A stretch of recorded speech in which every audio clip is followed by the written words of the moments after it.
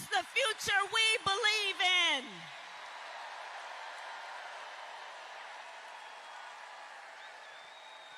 We believe in a future where we build an opportunity economy, where every American has the opportunity to own a home, start a business, and build wealth, including intergenerational wealth.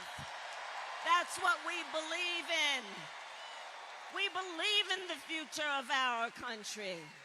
We believe in a future where we lower the cost of living for America's families. And when I am president, I will bring down the cost of groceries by making sure markets are competitive and fair.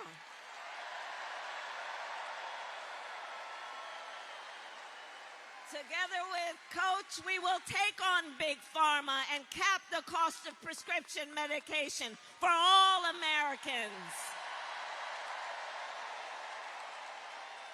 We will take on the high cost of housing, understanding so many people are trying to fulfill the American dream, and we need to give people help to get there.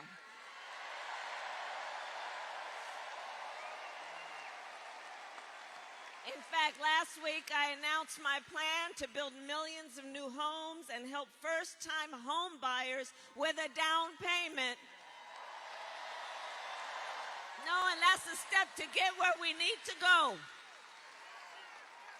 And my tax plan will give 100 million more Americans a tax cut, including $6,000 to families during the first year of a child's life. That's about help with a car seat, with a crib, with diapers, with baby clothes. If we care about children, then let's help people. Help people do what they naturally want to do, but don't always have the resources to do it. And unlike Donald Trump, I will always put the middle class and working families first.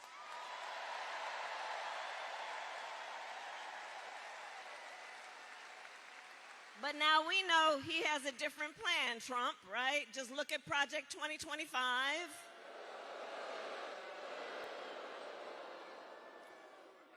Now, if he is elected, understand what that, by the way, can you believe they put that thing in writing, right? So that plan, though, tells us what they're up to. Donald Trump intends to give tax breaks to billionaires and big corporations. He intends to cut Social Security and Medicare. And he wants to impose what is, in effect, a national sales tax, which will cost a typical family $3,900 a year. Understand that. And on top of all of this, he intends to end the Affordable Care Act. And you remember what that was like when insurance companies could deny people with pre-existing conditions? You remember what that was?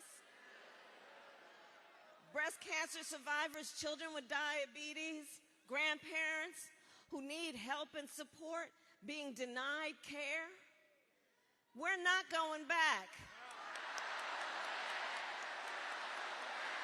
We are not going back. We are not going back.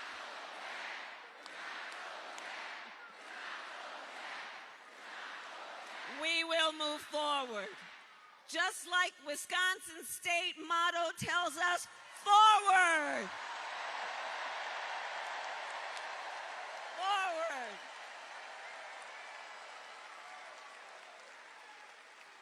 Ours is a fight for the future, and it is a fight for freedom.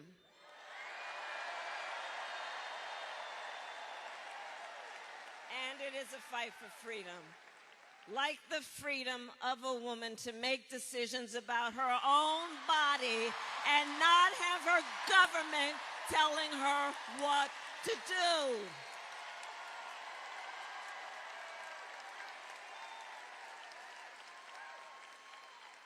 I don't know what's up with these people, by the way. I mean, they just seemingly don't trust women. Well, we trust women. We trust women. And we know how we got to this place. We know how we got to this place with now over 20 Trump abortion bans. We know how we got here.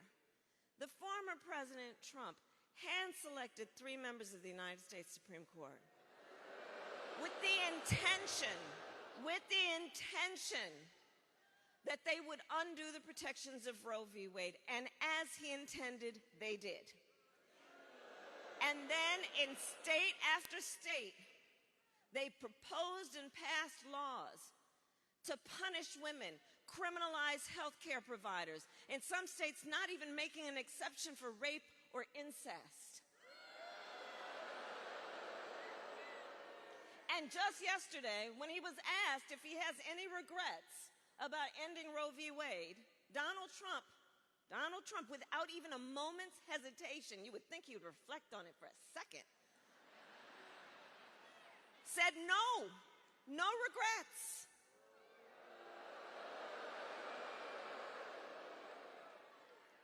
And that's because I do believe, bad behavior should result in a consequence.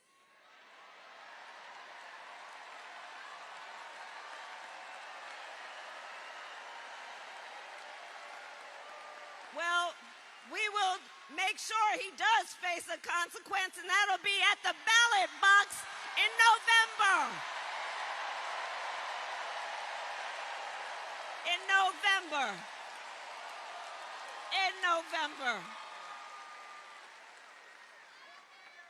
And I promise you, when I am President of the United States and Congress passes a bill to restore the protections of Roe v. Wade, I will proudly sign it into law.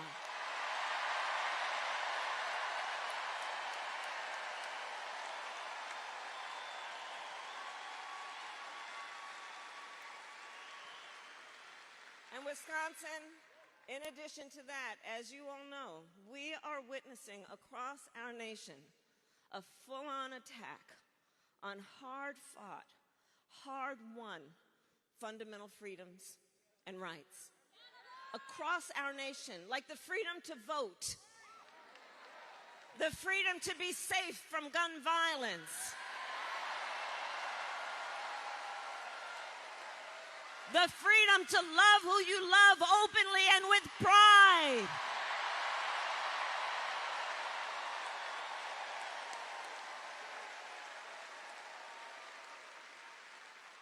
So we know what we're dealing with in this moment.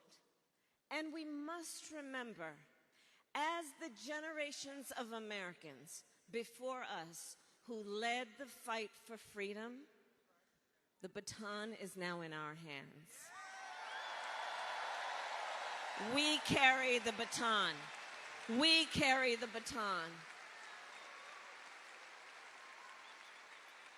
And so much is on the line in this election.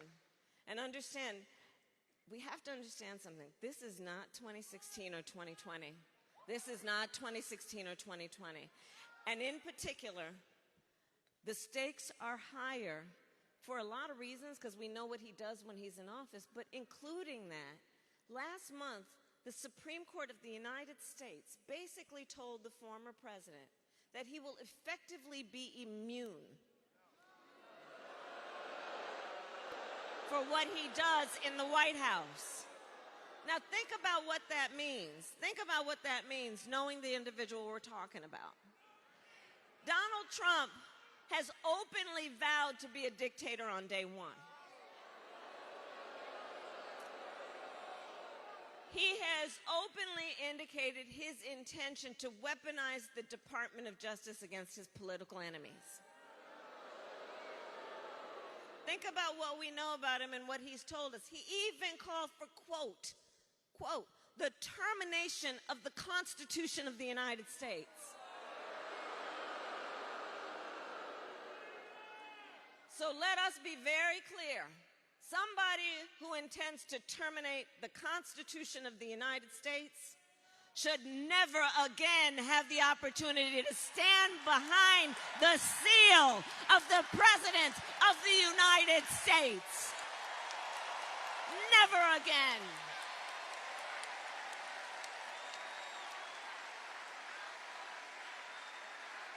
We're not going back. We're not going back. We're not going back. We're not going back. We're going forward.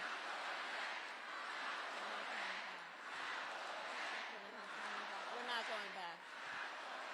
So, Tim just looked at me and said, we're not going back, I think.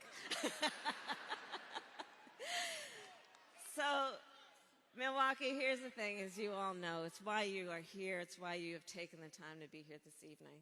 It all comes down, I love you back, and it all comes down to this.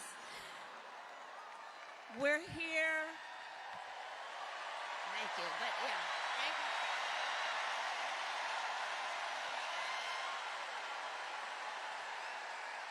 But here's the thing. Here's the thing. The reason that we are all here together, spending this time together, truly and deeply, is because we love our country.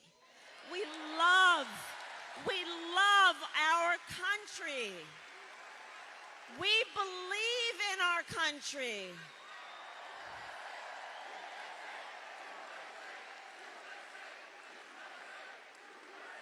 We believe in our country.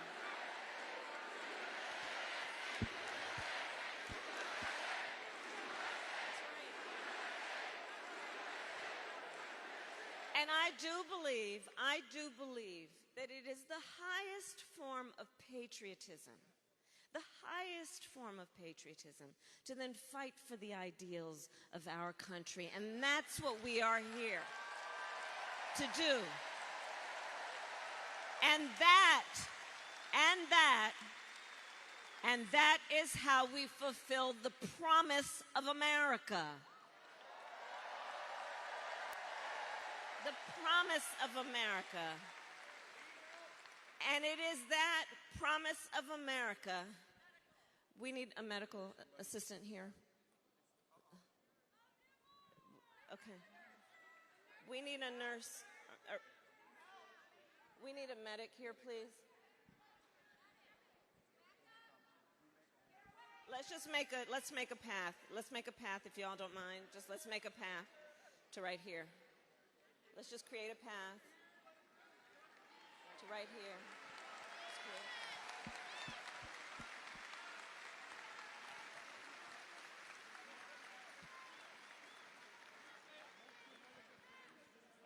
Let's create a path, guys, and thanks for looking out each other. Look out for each other, but let's create a path for the medics.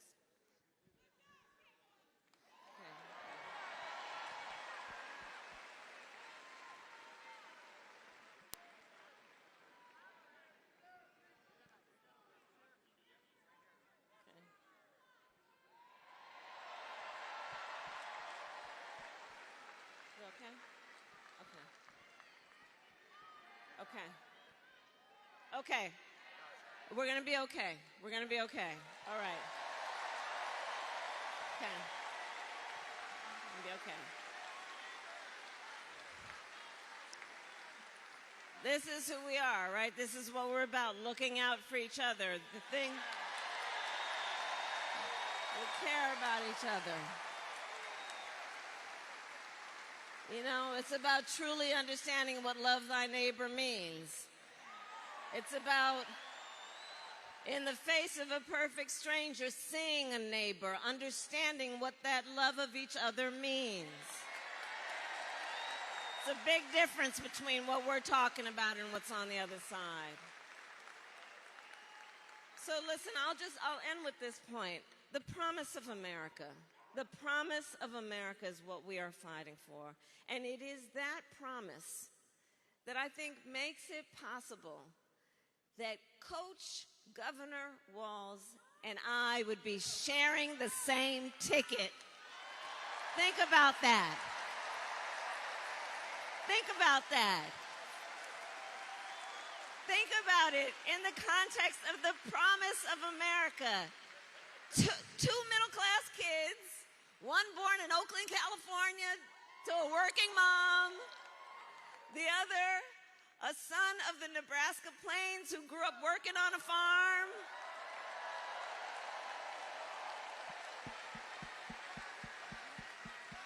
I worked at a McDonald's.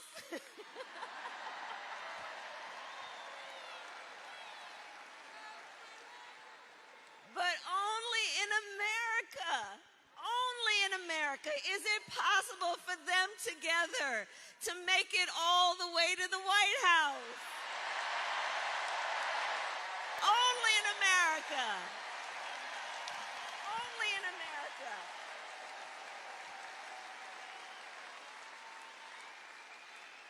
So my last point is this. In this election, we each face a question, and that question is, what kind of country do we want to live in, right? Do we want to live in a country of chaos and fear and hate? No. Or a country of freedom, compassion, and rule of law?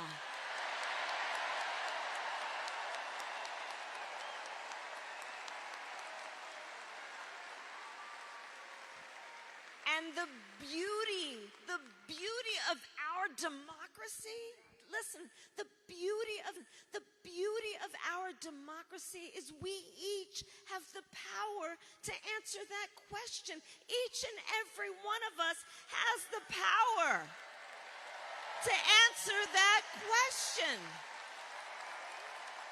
Each one of us. That's our power. The power is with the people.